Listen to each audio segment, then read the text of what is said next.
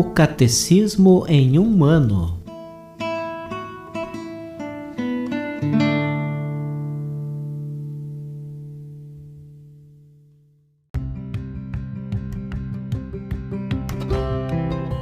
Olá, eu sou Antônio, seminarista da Diocese de Ponta Grossa, no Paraná.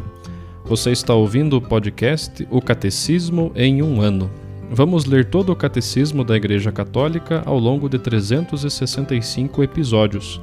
Estamos utilizando a tradução em português apresentada pela CNBB em 2013, baseada na edição típica em latim.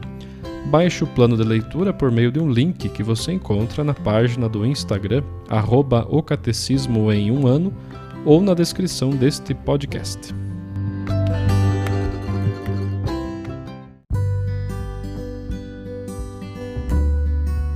Estamos no episódio 325 do nosso podcast e hoje nós iniciamos a última parte, a quarta parte do nosso catecismo, que se refere à oração cristã. Digamos juntos com os discípulos de Jesus: Senhor, ensina-nos a orar. A primeira sessão inicia no número 2558 e hoje nós leremos até 2565.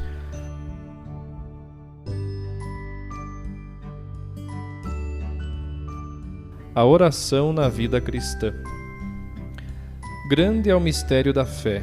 A Igreja o professa no símbolo dos apóstolos, na primeira parte, e o celebra na liturgia sacramental, na segunda parte, para que a vida dos fiéis seja conforme a Cristo no Espírito Santo, para a glória de Deus Pai. É a terceira parte do catecismo. Esse mistério exige, pois, que os fiéis nele creiam e celebrem e dele vivam numa relação viva e pessoal com o Deus vivo e verdadeiro. Essa relação é a oração. Mas o que é a oração? Para mim, a oração é um impulso do coração, é um simples olhar lançado ao céu, um grito de reconhecimento e amor no meio da provação ou no meio da alegria. Esta é a definição de oração para Santa Teresa do Menino Jesus e da Sagrada Face. A oração, então, como o dom de Deus. A oração é a elevação da alma a Deus ou o pedido a Deus dos bens convenientes. De onde falamos nós, ao rezar? Das alturas do nosso orgulho e vontade própria ou das profundezas de um coração humilde e contrito. Quem se humilha será exaltado. A humildade é o fundamento da oração, pois não sabemos o que pedir nem como pedir. A humildade é a disposição para receber gratuitamente o dom da oração. O homem é um mendigo de Deus. A samaritana Jesus diz: se conhecesses o dom de Deus. Em João capítulo 4, versículo 10. A maravilha da oração se revela justamente aí, à beira dos poços aonde vamos procurar nossa água. É aí que Cristo vem ao encontro de todo o ser humano. É o primeiro a nos procurar. É Ele que pede de beber. Jesus tem sede, seu pedido vem das profundezas do Deus que nos deseja. A oração, quer saibamos ou não, é o encontro entre a sede de Deus e a nossa. Deus tem sede de que nós tenhamos sede dele. Tu lhe pedirias e ele te daria água viva. Jesus continuando a conversar com a samaritana. Nossa oração de pedido é paradoxalmente uma resposta. Resposta à queixa do Deus vivo.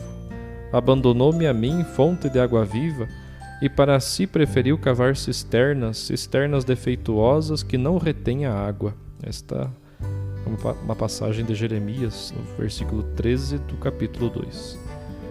Resposta de fé à promessa gratuita da salvação. Resposta de amor à sede do Filho único. A oração como aliança. De onde vem a oração humana? Qualquer que seja a linguagem da oração, gestos ou palavras, é o homem todo quem reza. Mas para designar o lugar de onde brota a oração, as Escrituras falam, às vezes, da alma ou do espírito, geralmente do coração, mais de 1000 vezes. É o coração que reza. Se ele está longe de Deus, a expressão da oração é vã. O coração é a casa em que estou, onde moro, segundo a expressão semítica ou bíblica, para onde eu desço. Ele é o nosso centro escondido, inatingível pela razão e por outra pessoa.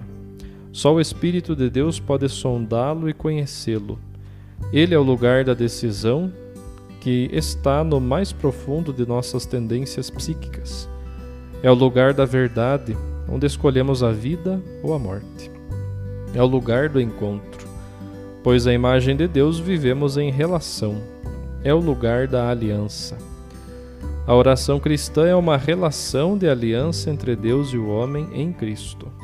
É ação de Deus e do homem, brota do Espírito Santo e de nós, totalmente dirigida para o Pai, em união com a vontade humana do Filho de Deus feito homem. A oração como comunhão. Na nova aliança, a oração é a relação viva dos filhos de Deus com seu Pai infinitamente bom, com seu Filho Jesus Cristo e com o Espírito Santo. A graça do reino é a união de toda a Santíssima Trindade com o Espírito pleno. A vida de oração consiste, portanto, em estar habitualmente na presença de Deus, 3 vezes santo, e em comunhão com Ele. Esta comunhão de vida é sempre possível, porque pelo batismo nos tornamos um mesmo ser com Cristo.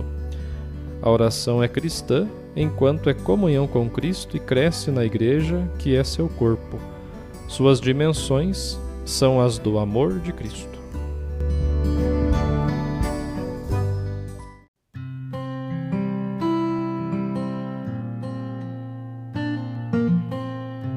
Como leitura complementar, ouçamos agora uma catequese do Papa Francisco, proferida em 6 de maio de 2020, na Biblioteca do Palácio Apostólico, sobre o mistério da oração.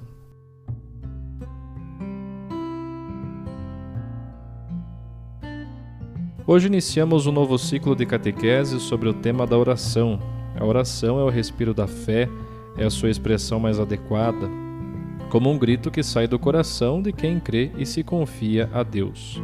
Pensemos na história de Bartimeu, um personagem do Evangelho, e confesso-vos, para mim, é o mais simpático de todos. Era cego e estava sentado a mendigar à beira da estrada, na periferia de sua cidade, Jericó. Não se trata de um personagem anônimo, tem um rosto, um nome, Bartimeu, ou seja, filho de Timeu. Um dia ouvi dizer que Jesus passaria por ali. Com efeito, Jericó era uma encruzilhada de povos, continuamente atravessada por peregrinos e mercadores. Então Bartimeu põe-se à espreita, faria tudo possível para encontrar Jesus. Muitas pessoas faziam o mesmo. Recordemos Zaqueu, que subiu à árvore.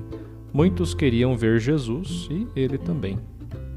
Assim, este homem entra nos evangelhos como uma voz que grita a plenos pulmões.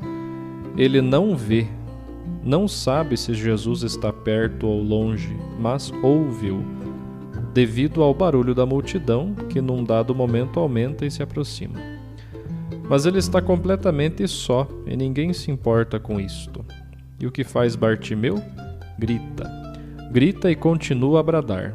Usa a única arma que possui, a voz. Começa a gritar: Filho de Davi, Jesus, tem compaixão de mim. E assim continua a bradar. Os seus repetidos gritos incomodam, não parecem educados e muitos repreendem-no, dizendo-lhe para se calar. Sê educado, não faças assim. Mas Bartimeu não se cala, pelo contrário, grita ainda mais alto. Filho de Davi, Jesus, tem compaixão de mim. Aquela teimosia tão boa daqueles que procuram uma graça e batem a porta do coração de Deus. Ele grita, bate a porta. A expressão filho de Davi é muito importante. Significa o Messias, confessa o Messias. É uma profissão de fé que sai dos lábios daquele homem desprezado por todos. E Jesus ouve o seu grito. O pedido de Bartimeu toca o seu coração, o coração de Deus, e para ele abrem-se as portas da salvação. Jesus manda chamá-lo, ele dá um salto e aqueles que antes lhe diziam para se calar, agora conduzem-no ao Mestre. Jesus fala com ele, pede-lhe que manifeste o seu desejo, isto é importante, e então o grito torna-se um pedido, que eu volte a ver, Senhor.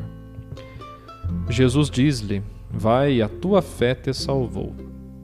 Reconhece aquele pobre homem indefeso e desprezado todo o poder da sua fé, que atrai a misericórdia e o poder de Deus. Fé significa ter duas mãos levantadas, uma voz que grita para implorar o dom da salvação.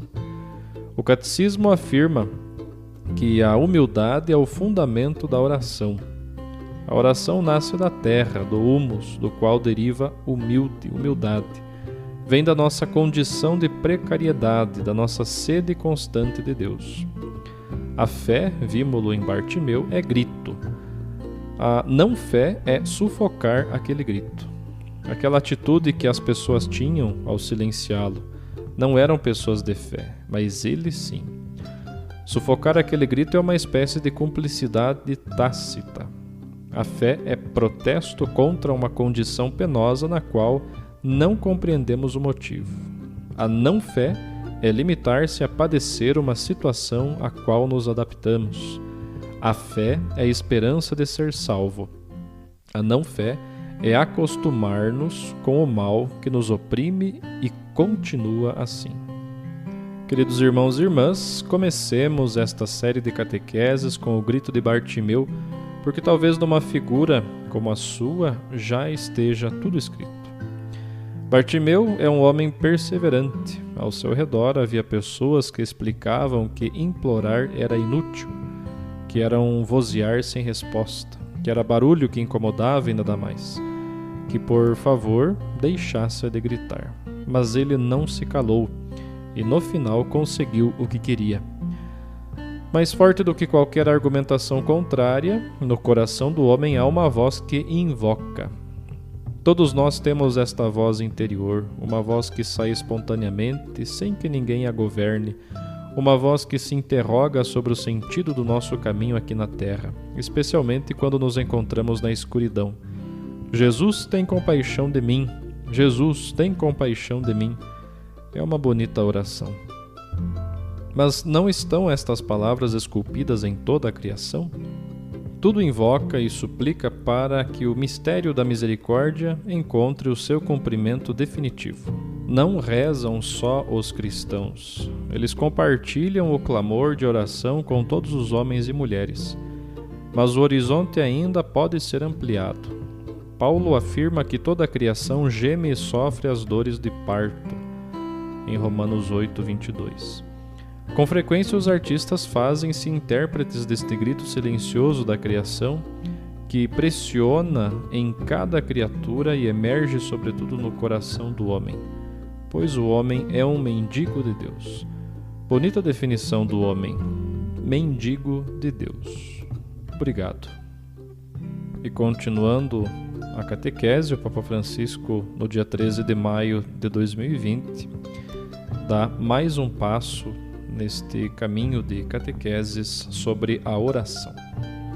Ele diz: a oração pertence a todos, aos homens de todas as religiões, provavelmente também aqueles que não confessam religião alguma. A oração nasce do segredo de nós mesmos, naquele lugar interior a que muitas vezes os autores espirituais chamam coração. Portanto, o que reza em nós não é algo periférico, nem uma nossa faculdade secundária e marginal, mas é o mistério mais íntimo de nós mesmos. É este mistério que reza. As emoções rezam, mas não se pode dizer que a oração é unicamente emoção. A inteligência reza, mas rezar não é apenas um ato intelectual. O corpo reza, mas pode-se falar com Deus até na invalidez mais grave. Por conseguinte, é o homem todo que ora. Seu coração reza. A oração é um impulso, uma invocação que vai além de nós próprios, algo que nasce no íntimo da nossa pessoa e que se estende, pois sente a nostalgia de um encontro. Aquela nostalgia, que é mais do que uma carência, mais do que uma necessidade, é um caminho. A oração é a voz de um eu que tropeça, que procede às cegas, em busca de um tu. O encontro entre o eu e o tu não pode ser calculado. É um encontro humano e muitas vezes procede-se às cegas para encontrar o tu que o meu eu procura. Ao contrário, a oração do cristão nasce de uma revelação. O tu não permaneceu envolvido no mistério, mas entrou em relação conosco. O cristianismo é a religião que celebra continuamente a manifestação de Deus, ou seja, a sua epifania. As primeiras festas do ano litúrgico são a celebração deste Deus, que não permaneceu escondido, mas que ofereceu a sua amizade aos homens. Deus revela a sua glória na pobreza de Belém, na contemplação dos magos, no batismo do Jordão, no prodígio das bodas de Caná. O Evangelho de João conclui o grande hino do prólogo com esta afirmação sintética: Ninguém jamais viu a Deus, o Filho único, que está no seio do Pai, foi quem o revelou. João capítulo 1, versículo 18. Foi Jesus quem nos revelou Deus. A oração do cristão entra em relação com o Deus de rosto profundamente terno, que não quer incutir medo algum nos homens. Esta é a primeira característica da prece cristã. Se os homens desde sempre estavam habituados a aproximar-se de Deus com um pouco de timidez, um pouco apavorados diante deste mistério fascinante e terrível, se tinham habituado a adorá-lo com uma atitude servil, semelhante à de um servo que não quer desrespeitar o seu senhor, ao contrário, os cristãos dirigem-se a ele, ousando chamá-lo de modo confidente, com o nome de Pai. Na verdade, Jesus usa outra palavra, Paizinho. O cristianismo eliminou do vínculo com Deus todas as relações feudais. No patrimônio de nossa fé não existem expressões como subjugação, escravatura ou vassalagem, mas sim palavras como aliança, amizade, promessa, comunhão, proximidade. No seu longo discurso de despedida dos discípulos, Jesus diz assim: Já não vos chamo servos, porque o servo não sabe o que faz o seu senhor, mas chamei-vos amigos, porque vos dei a conhecer tudo o que ouvi de meu Pai. Não fostes vós que me escolhestes, mas fui eu que vos escolhi e vos constituí, para irdes e dardes fruto, e para que o vosso fruto permaneça, a fim de que tudo quanto pedirdes ao Pai em meu nome, Ele vô-lo conceda. João 15, versículos 15 e 16. Mas trata-se de um cheque em branco. Tudo o que pedirdes ao meu Pai em meu nome, eu vô-lo concederei. Deus é o amigo, o aliado, o esposo. Na oração pede-se, ou melhor, pode-se estabelecer uma relação de confiança com Ele, a ponto de que no Pai Nosso, Jesus nos ensinou a dirigir-lhe uma série de pedidos. A Deus podemos pedir tudo, tudo mesmo, explicar tudo, contar tudo. Não importa se no nosso relacionamento com Deus nos sentimos em falta. Não somos bons amigos, não somos filhos agradecidos, não somos esposos fiéis. Ele continua a amar-nos. É o que Jesus demonstra definitivamente na última ceia quando diz: Este cálice é a nova aliança no meu sangue que é derramado por vós. Lucas 22, 20. Naquele gesto, Jesus antecipa no cenáculo o mistério da cruz. Deus é um aliado fiel. Até quando os homens deixam de amar, ele continua a amar. Mesmo que o amor o leve ao Calvário, Deus está sempre perto da porta do nosso coração e espera que lhe abramos. E às vezes bate à porta do coração, mas não é indiscreto. Espera.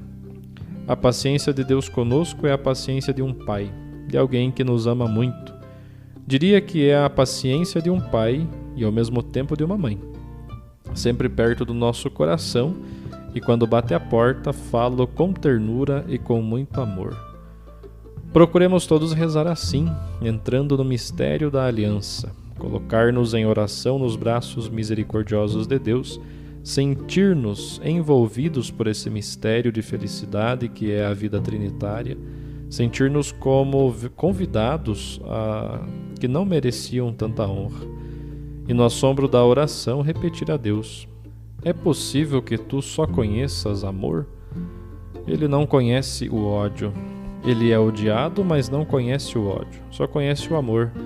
Tal é o Deus a quem rezamos. Eis o núcleo incandescente de toda a oração cristã. O Deus de amor, o nosso Pai, que nos espera e nos acompanha.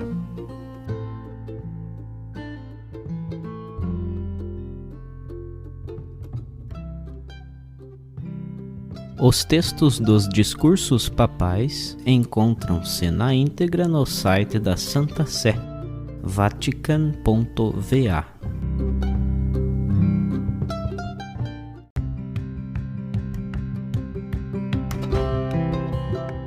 Você acaba de ouvir mais um episódio do podcast O Catecismo em um Ano. Continue nesse bom propósito de aprofundar o conhecimento e a vivência da fé católica e procure participar da sua comunidade. Rezemos por todos que estão fazendo esse caminho de leitura do Catecismo. Até amanhã!